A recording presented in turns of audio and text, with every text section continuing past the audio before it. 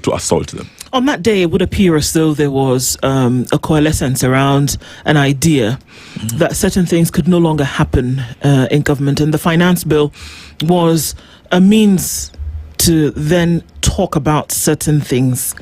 The finance bill presented an opportunity for folks to then come in and talk about corruption and improper governance, extrajudicial killings and all of these. And it would appear as though those who came out in opposition to these things were united. Well, before long, some of the front leaders then had been co-opted into government, and then we're on the other side and pushing the agenda of the administration, whereas many could say that that's their right, they could do whatever they needed to do. Does it sully the image of this protest when you can bring people onto the other side? And when you look at then what happened, where there were some potent voices that then crossed over, and some didn't do, some did so unabashedly, is engaging the government an act of betrayal?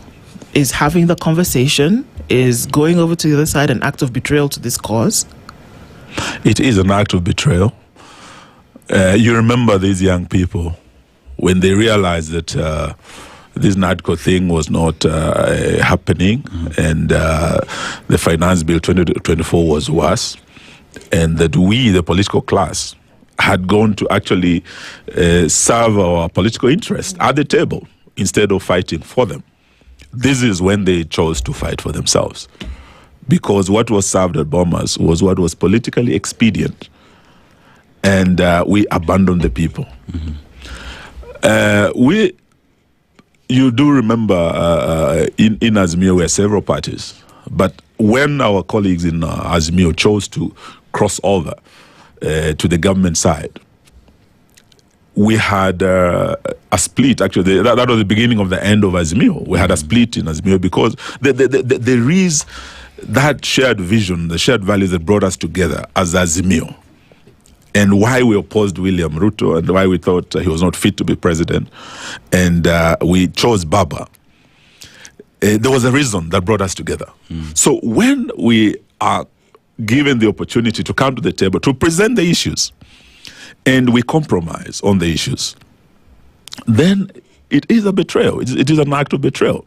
The Gen Zs had asked that this one, Baba, you fought for us long enough, just sit out on this, tuachie. That is all they asked. But when we came to the table, hatukuachia, we instead crossed over to the side of the oppressor and signed an agreement to share power. We left them out on the streets. Nothing has changed since. The finance bills taxes have gone higher and higher, bottom up, from 2023, 2024, 2025, even this 2026. In fact, I think it will be signed maybe today.